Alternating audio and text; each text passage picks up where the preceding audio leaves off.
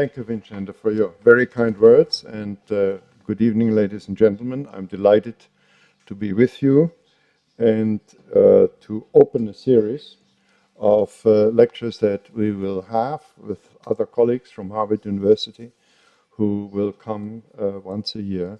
And I'm delighted that thanks to the Del Pino Foundation, we shall have soon a Spanish diplomat joining other European diplomats who for many years now, every year, come to Harvard University, to our center, to study, to think, to write usually a paper, and to join a very important and growing, needless to say, network of former fellows of the Center for now the Weatherhead Center for International Affairs, which was once created by Robert Bowie and Henry Kissinger.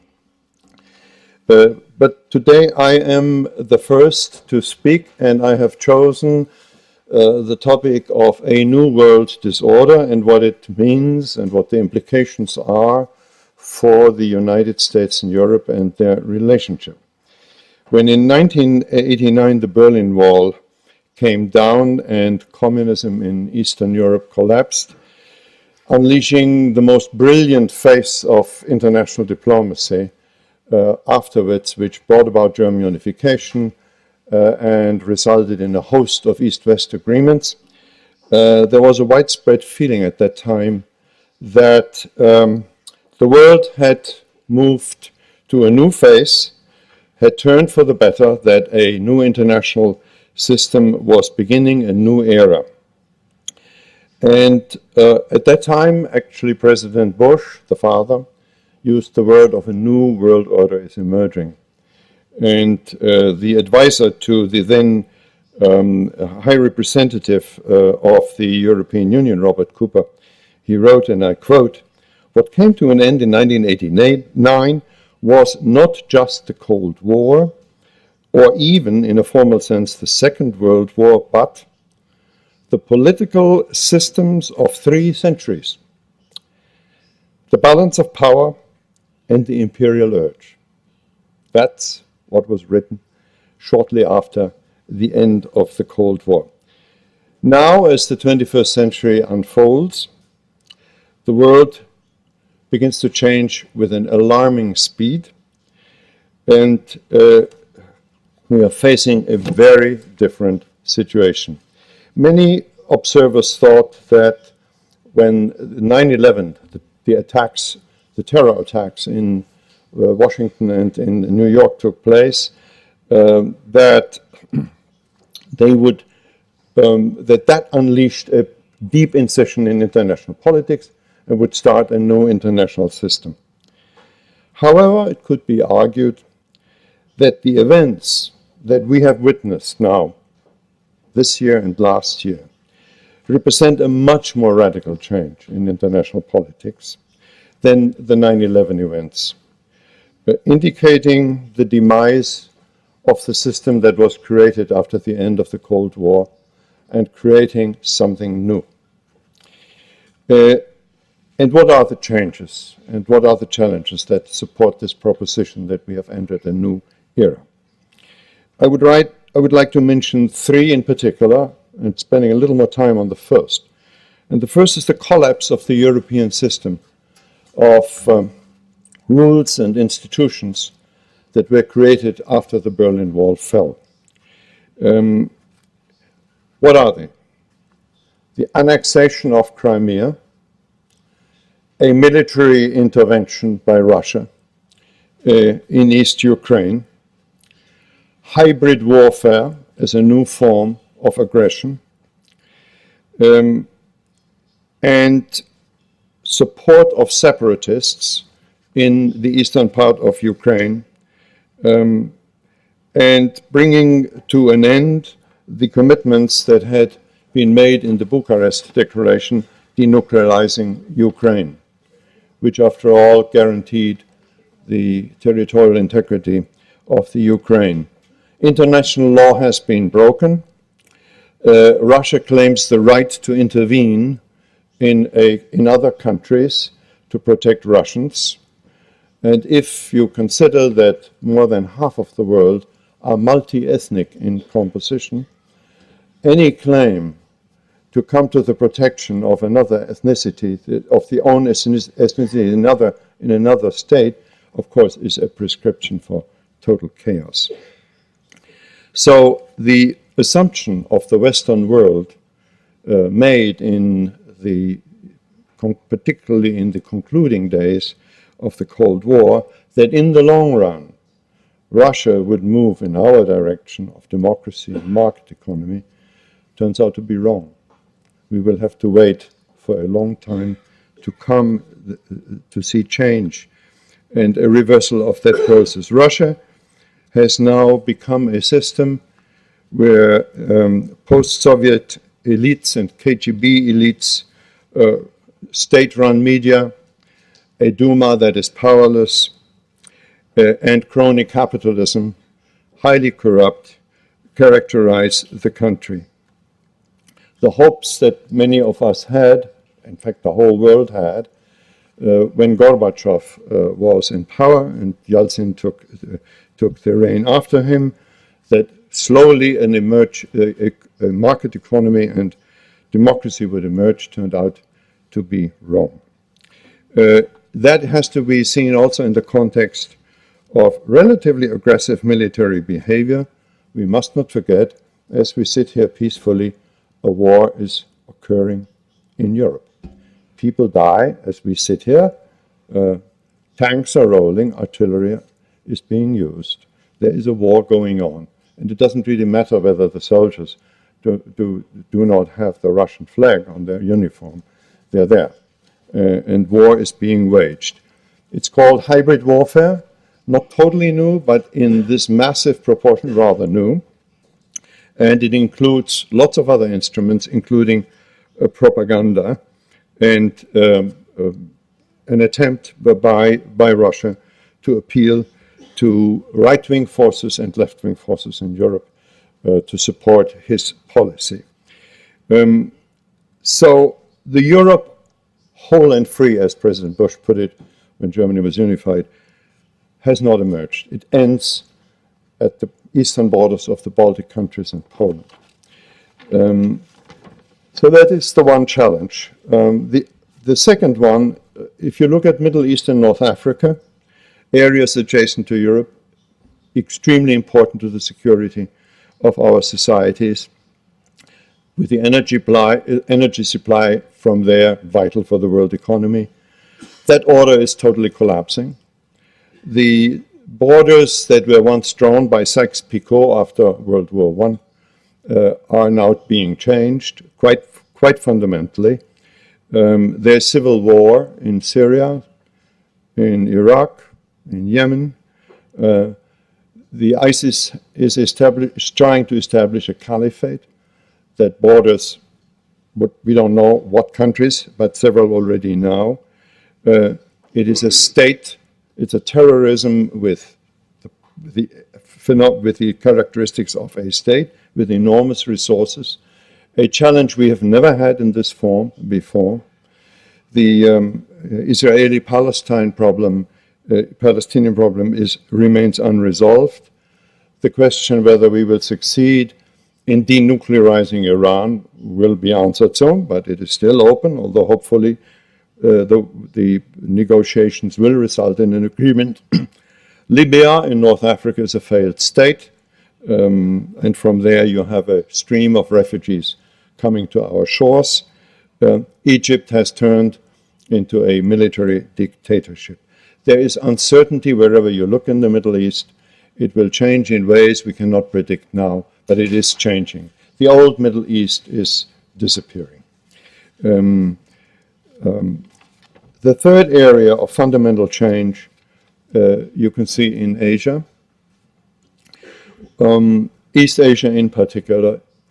It is the powerhouse of the world economy, and that very powerhouse is characterized by fundamental instability. There is emerging the potential of major conflict. You have a most unfortunate combination of growing economic power, an arms process which is unprecedented and it is the most advanced compared with any other region in the world. Chauvinism, nationalism, inability to deal with the historic conflicts of the past, disputed borders. It is the perfect melange that caused the wars of Europe, and one wonders, is Asia going to repeat the mistakes of Europe in the last century? So these three areas are areas in which the system is changing quite profoundly. But besides them, you have to think of a number of other challenges, which I just want to mention in passing.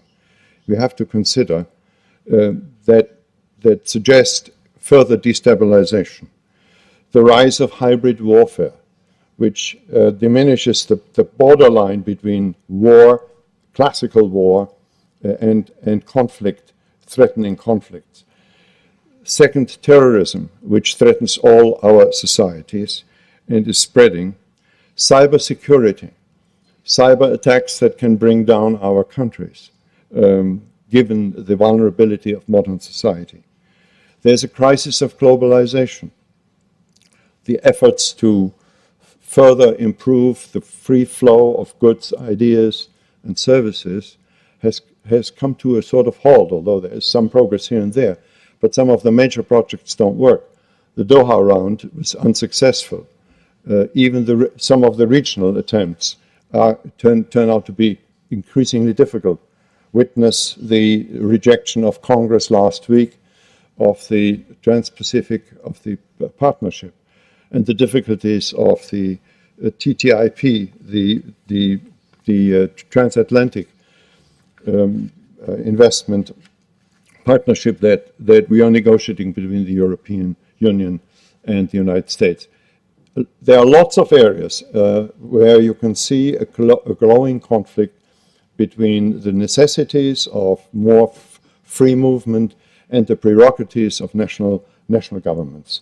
You have the renationalization of the internet. You have the difficulties of the regional attempts at free trade. The euro crisis, you can even say, is the difficulties of the euro is a clash between national prerogatives and the necessities for freer movement of the economy. And indeed, even the crisis of 2007 and 2008, you can see in this light. And finally, we have the migration crisis, which is unprecedented in its scope and which poses a problem for the European Union as much bigger than we've had in the past. We have had refugee streams before, but this one is a much bigger challenge. And you can add to that the great uncertainty of the future, on which the scholars are writing books, but nobody is quite sure what it will mean in geopolitical terms. That's climate change. When states disappear, regions disappear, vast population movements will take place, the GNPs will be attached. We don't know what it will mean in 10 or 20 years, but that it will mean change is quite clear. What are the implications for Europe and the United States? Considering that, we have to keep two givens in mind. One is the state of the United States, as the one side of the US-European relationship. I do not believe the United States is in decline, as some argue in this debate on declinism. What is happening is that others are rising, so that the relative weight of the United States is decreased. But whatever data you may look at, the United States still remains for a very long time to come the major power in the coming world for decades. Even China, which is often mentioned as the country that will challenge the position of the United States as the number one. Keep in mind that the GNP per head, not the total GNP is of course now comparable to the United States, but the GNP per head of China is $6,000 a year, that of the United States $56,000. It will take decades, leaving aside whether there will be a linear development. China may have crises coming. It will take decades for China to be able to catch up, leaving aside the military power of the United States, which remains unique in the world, and to catch up there will be extremely difficult. It's a United States, nevertheless, which is in a mood of retrenchment, of looking again at its role in the world, not being automatically available when there is a crisis, and a country which has made a strategic decision under President Obama to move to shift its focus of attention more to the Asia Pacific. That's a slow process, but it's taking place, and the Europeans, when you look at these elements that I've just described, theoretically should be aware of the fact that they have to assume a greater responsibility. And the question is, will they? And that takes me to my second point. As we look at this world, what is the state of the European Union? And here, Europe is absorbed by the difficulties of integrating 28 countries. The question whether Greece will stay, what the future of the euro is, absorbs enormous energies. The question whether Britain will stay a member is unresolved. It will be put to a referendum. There will be negotiations. It absorbs the energy and attention at a time when the European Union should really look outside and try and mobilize its resources to deal with the challenges from outside. Now, to some extent it does. And when you compare the state of Europe's role in the world, say, 30 years ago with today, of course, we've made enormous progress as Europeans. And Europe is able to mobilize resources and to come to common positions. Just think of the Iran negotiations on the nuclear future of Iran, where the three major powers of the European Union negotiate, plus the European Commission, so that there's an input from EU as a whole. And they are absolutely vital. It's a world problem which will decide what is going to happen in this area. So the first key conclusion that I would propose as we look on policies of the future is the following. When you look at the instability of this century, and it will not decrease, it is likely to increase. Keep in mind, there is one area where for the last decades a system has emerged, namely the Atlantic area, the United States, Canada, and Europe, where war as a means of resolving conflict has reliably been eliminated. There will be no war. Some of that is due to European integration, to American leadership, to support from the US, but it's a peaceful area. It's an island of peace with a tradition of cooperation. It is the most integrated area economically with transnational investment of the globe. And this island will have to play a major role in a very unstable world. And to preserve the internal character of cooperation across the Atlantic, given all the challenges outside, whether it's Eastern Europe or the Middle East or Asia or terrorism or cybersecurity, the cooperation of these is the absolute necessity in order to preserve what has been achieved by both the United States and Europe. You can argue that when you look at the various problems, there is none, with one exception, that's migration, the migration crisis, where success in dealing with these problems presupposes US-European cooperation. If that doesn't function, the likelihood of success is diminished. And that shows the priority that the US-European cooperation should deserve. Now, what should they do? Dealing with these three major areas that I've described, what should be our policy? How shall we deal with the Ukraine crisis and with Russia? The key question is, how can we affect Russian behavior, despite the fact that it is an autocratic system, state-run? The first question is, we don't want war. Europe and the United States doesn't want war. Nobody wants to fight a war in Central Europe. Let's keep that in mind. Although Putin has started a war, but we don't want a major war. The hybrid warfare that he's conducting does pose a problem. I'll come back to that. So what should the West do? Obviously, a policy of sanctions. That has been decided. It is the most effective instrument at our disposal. It has worked de facto on Russia. The economy is not only in decline because the world oil price and gas price is sinking, but because the sanctions have started to work. There is, of course, a counter-reaction, of which you are aware. The present situation, when you look at what the Russian propagandists, the scientists, the academics, and the public institutions say is, it's all due to the West. It's the humiliation thesis. Russia has been so humiliated that it couldn't act but the way it acted in Crimea and in Eastern Europe.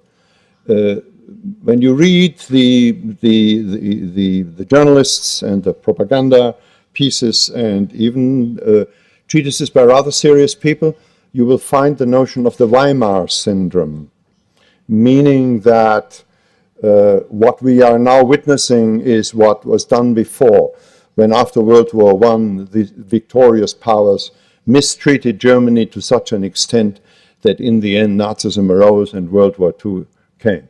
That's the Weimar syndrome, and they accuse the West of doing the same thing again.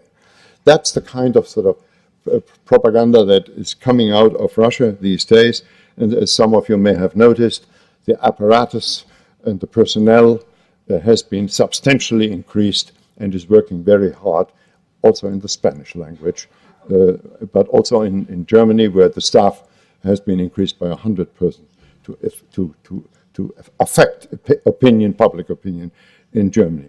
So besides avoiding a war and a policy of sanctions, which was not easy to implement, and it would not have worked without the constant work, in particular of Chancellor Merkel and the support of François Hollande, the French president, to keep 28 countries of the European Union united. And the amazing thing is that despite the differences, although some countries have a different opinion on this, they're softer, they're flirting with the idea of, well, make a deal. Chancellor Merkel has kept the 28 together, and it's just been reconfirmed, and also the G7 summit reconfirmed this policy. And right now, the European Union has prolonged the sanctions, pointing to the behavior in Eastern Ukraine, which is totally unacceptable, because there are major troops there, and the secessionists and their Russian friends and officers got in so much trouble that at one point Putin had to send airborne elite troops to stop the Ukrainian advance. But they're there. There are 60,000 Russian troops there, and they have heavy weapons, T-72 tanks, artillery, multiple rocket launchers. There is a lot of armament in Russian armament there. So besides sanctions policy, we need deterrence. We have to clearly indicate to the other side that NATO members are protected by the Article 5 commitment. Spain is part of this commitment to come to the aid. And although our publics, according to the polls, to the Pew polls of the last week, do not always share that. Some publics don't want to go to war if Russia attacks. That does not determine what the leaders will do. The leaders are committed to Article 5, and that's a very clear one. And the NATO summit in Wales took a number of decisions to increase the capacity of NATO to react if ever there were an attack, and I think that is a very important element. Then further, what is necessary is the stabilization of Ukraine, help for Ukraine, and of course diplomacy. And the Minsk agreements of last September and of this February are a step in this direction, defining elements of an armistice which unfortunately is not very well observed, but at least there is a conception on how to halt at least the ongoing conflict. So that remains a necessity. On this one, of course, also the West is united. And finally, very important, and that suggests also an important difference to the Cold War. While all of this goes on, while we have to deal with the Russia of today, which is no longer the Russia of Gorbachev, we have to seek accommodation. The West needs Russia as a partner in a number of areas. On Syria, on Iran, the denuclearization of Iran, on climate policy, on drug trafficking. So it's a very complex policy that has to be implemented. This mix of a rather forceful policy to affect Russian behavior, but also an attempt to cooperate with Russia. What will happen to Russian democracy? Well, hopefully there will be change one day. But for the time being, it is illusory to expect much change from within. It may come in the future. And we should not give up hope, because within Russia there are lots of forces that want change. They're there. And in the modern world of communication, they know very well what goes on outside. If you look at the Middle East, and here I'll be a little bit shorter for time reasons, and in Asia, if you look at the Middle East of today, nobody can impose, order, or fix the problems of the Middle East. It's impossible. What one can do, what the United States and what Europe can do, is to help to prevent the spread of the damage wherever they can. Neglect is not an option. It is very vital what happens there. The ISIS fighters come, thousands of them come from outside, from France, from Germany, some from Spain, from the United States. Some of them can come back. The so-called caliphate is not defeated. It has oil and finances and huge amounts of weaponry at their disposal, which they conquered and which unfortunately the Iraqis let them conquer. It's a major threat of a proportion that never existed before. So the United States and Europe are called upon to do their best without having at this stage a solution, which means Europe has to do much more than in the past. There are some modest signs and some things have been done. The Peshmerga have been supported, but that's not enough. ISIS is a threat to European democracy, a fundamental threat, and that calls for a bigger European contribution. Of course, the joint policy on Iran is one in which Europe makes a major contribution. It's essential. And whatever will happen, if we succeed in Iran to make the Iranians sign the agreement, and with all the stipulations for 10 years, Iran will be a major actor again in the Middle East. It has a highly developed middle class, very intelligent middle class. It has a phenomenal potential of development. It's a big country, and it will play a major role in the area. If it goes nuclear, then we are in for a major conflict. If we fail on this agreement, with unforeseeable consequences. So hopefully, and the signs suggest it, there will be an agreement between Iran and the 5+1, the 6 world powers that are negotiating. But the need to fight ISIS in the Middle East is an overwhelming prerogative, and all our societies have to give up this idea, let the Americans do it. That's the prevailing view in Europe. They will do it somehow. Well, it's also Europe's task. Finally, on Asia, a word. Here are different perspectives between Europe and the United States, of course.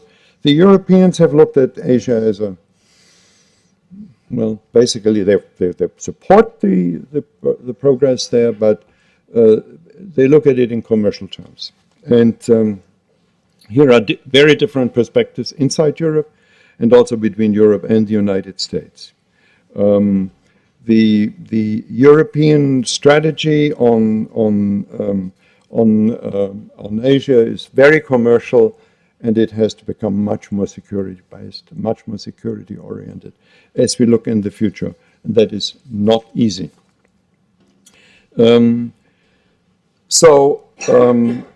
On all of these challenges,